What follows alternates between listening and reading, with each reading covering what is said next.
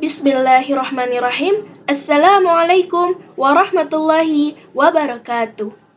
Alhamdulillahirabbil alamin wa bihi nasta'in wa ala umuri dunya waddin wassalatu wassalamu ala asyrafil anbiya'i wal mursalin wa ala alihi wa sahbihi ajmain amma ba'du. Pertama-tama, marilah kita panjatkan puji syukur kehadirat Allah yang Maha Ghafur, Tuhan semesta alam, yang telah memberikan hidayah bagi umatnya, sehingga kita semua selalu dalam keadaan sehat walafiat. Amin ya Allah ya Rabbal Alamin.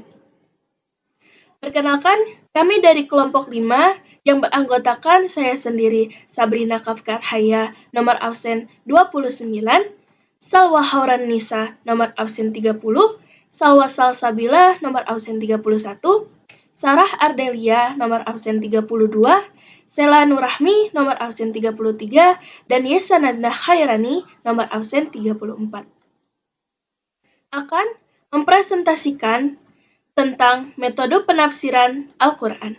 Metode penafsiran Al-Quran terbagi menjadi 2, yaitu tafsir bil matsur dan tafsir bil ra'i. Langsung saja saya akan menjelaskan tentang bagian yang pertama, yaitu tafsir. Kitab suci Al-Quran terdiri dari ayat-ayat yang mujmal atau global dan juga ayat-ayat yang tafsil atau terperinci. Ayat-ayat yang bersifat global ini membutuhkan penjelasan sehingga didapat pemahaman yang benar. Penjelasan tersebut terkadang didapatkan dari ayat-ayat Al-Quran itu sendiri, atau didapat dari periwayatan Rasulullah SAW. Tafsir jenis ini kemudian dikenal dengan tafsir bil matsur atau juga biasa disebut dengan tafsir bir riwayah.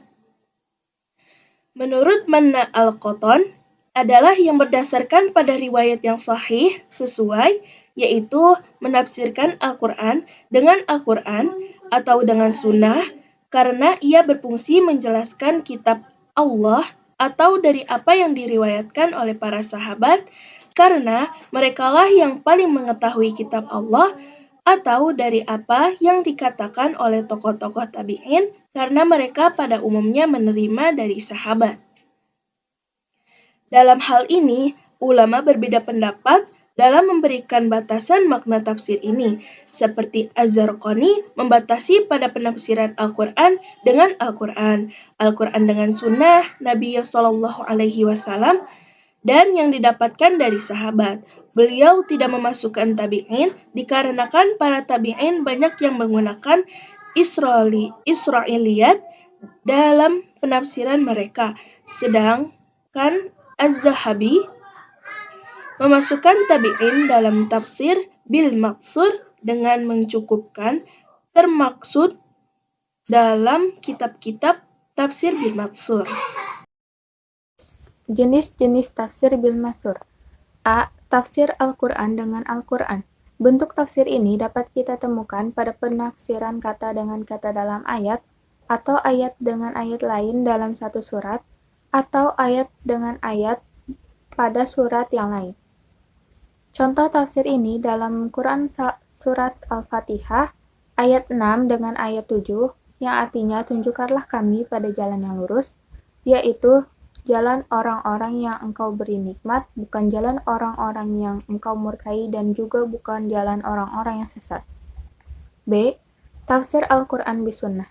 Al-Quran dengan sunnah Nabi SAW, yaitu menafsirkan ayat Al-Quran dengan sunnah Nabi Muhammad SAW.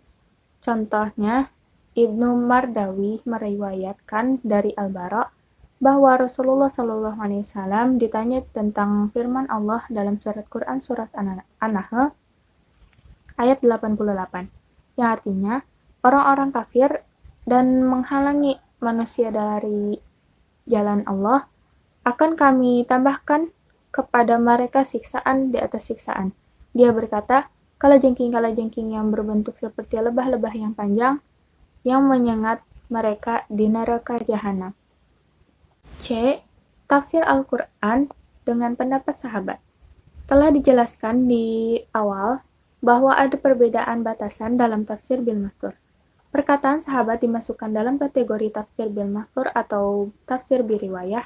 Para sahabat juga termasuk generasi terbaik yang disyariatkan oleh Rasulullah SAW dalam hadis beliau. Rasulullah SAW bersabda, "Generasi terbaik dari umatku adalah periodeku. Kemudian generasi yang mengiringi mereka, sahabat. Kemudian generasi sesudah mereka, tabi'in." Hadis riwayat Bukhari. D. Tafsir Al-Quran dengan pendapat tabi'in. Penafsiran yang dilakukan oleh tabi'in ada yang menerimanya dan ada juga ulama yang mengharuskan untuk menelitinya terlebih dahulu. Contoh tafsir tentang ayat-ayat muhkamat yang dimaksud dalam Quran Surah Ali Imran ayat 7 yang artinya, "Dialah Allah yang menurunkan Alkitab kepadamu."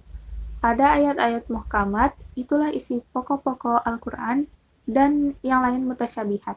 Al-Bukhari meriwayatkan bahwa Mujahid meriwayatkannya makna muhkamat atau yang pasti maknanya itu adalah halal dan haram.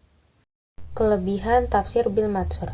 Menafsirkan Al-Quran dengan Al-Quran atau dengan hadis Rasulullah memiliki kedudukan yang sangat tinggi dan termasuk tafsir yang diikuti dan diambil hujah darinya. Para ulama berkata, siapa saja yang hendak menafsirkan kitab yang mulia, maka pertama kali ia harus mencarinya dari Al-Quran. Sesungguhnya yang belum dijelaskan pada suatu tempat, maka akan dijelaskan pada tempat yang lain. Apa yang diringkas pada suatu tempat akan dijelaskan secara lebih luas di tempat yang lain.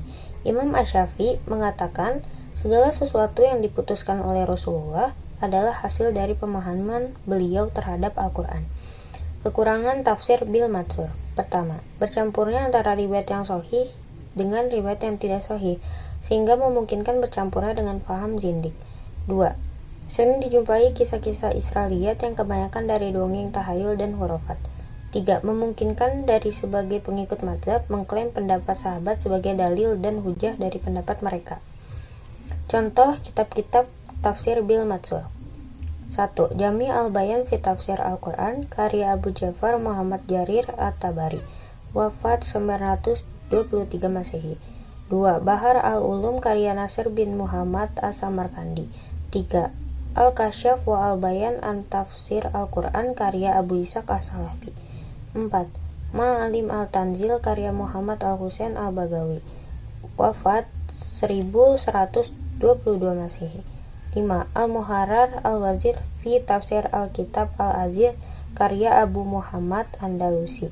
6. Tafsir Al-Quran Al-Azim karya Ibnu Katsir, wafat 1373 Masehi.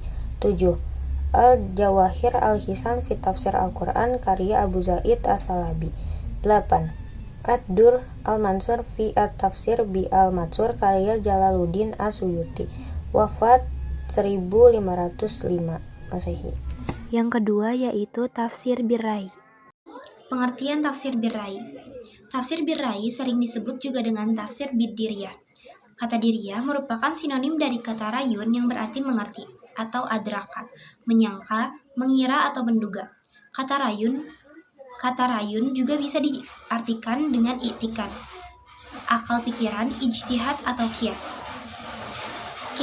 Ketika kita memahami arti dari kata rayun, akan terlintas pada pikiran kita bahwa tafsir birrai adalah menafsirkan Al-Quran dengan mengutamakan pendekatan kebahasaan dari berbagai segi.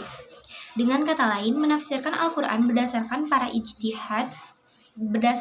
ijtihad mufasir setelah ia mengetahui bahasa Arab dan lafal-lafalnya, memperhatikan asbabun nuzulnya, serta sarana-sarana lainnya yang dibutuhkan oleh mufasir. Sejarah munculnya tafsir birrai.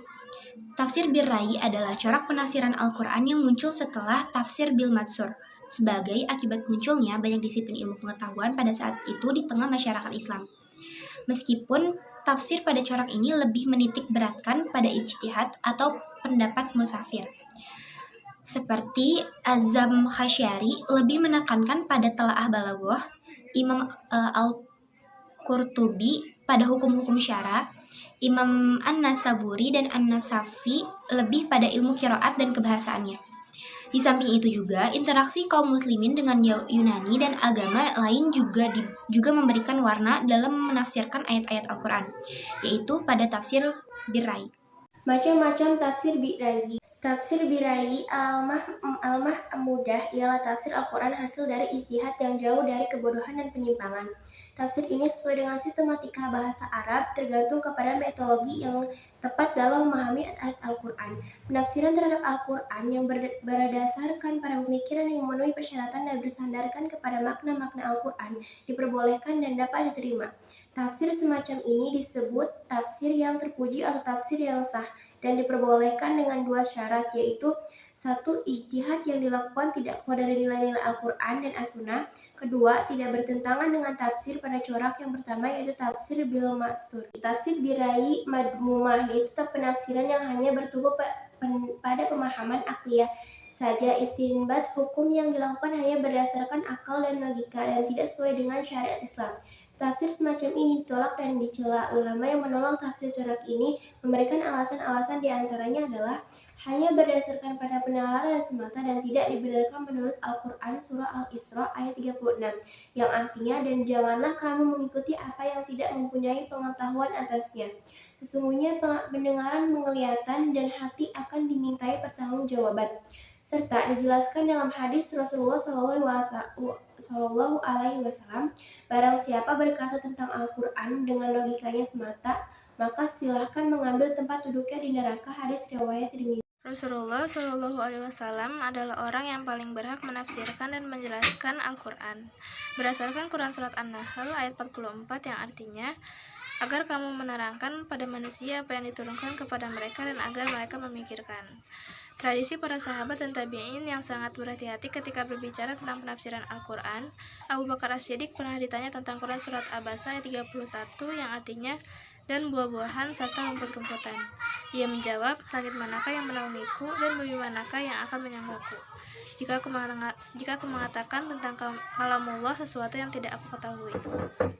Kesimpulannya adalah bahwa tafsir Birai yang hanya menggunakan kekuatan akal tanpa memperhatikan kaidah penafsiran dan bahasa Arab, maka tafsir semacam ini dicela menurut beberapa ulama. Sebaliknya, apabila penafsiran tersebut menggunakan logika dan memperhatikan kaidah dalam menafsirkan ayat-ayat Al-Quran serta kaidah bahasa Arab, maka corak penafsiran tersebut diterima. Contoh-contoh kitab tafsir Birai diantaranya adalah: yang pertama, Al-Bahr Al-Muhit karya Muhammad Al-Andalusi; yang kedua, Gharaib Al-Quran wa Raghaib Al-Furqan karya Nizamuddin An-Nisaburi; yang ketiga, Ruh Al-Ma'ani fi Tafsir Al-Quran Al-Azim wa As-Sab Al-Masani karya Allamah Al-Alusi; yang keempat, Amali Asy-Syarif Al-Murtada karya Abu Al-Qasim Ali At-Tahir; dan yang terakhir, Al-Kasyaf an Haqaiq At-Tanzil wa Uyun Al-Aqawil fi Wujud At-Tanzil karya Abu Al-Qasim Mahmud Ibnu Umar Az-Zamakhsyari. Alhamdulillahirrahmanirrahim, jazakumullah khairan. Sekian dari presentasi kelompok kami. Mohon maaf bila ada kesalahan. Wabillahi taufiq wal hidayah. Wassalamualaikum warahmatullahi wabarakatuh.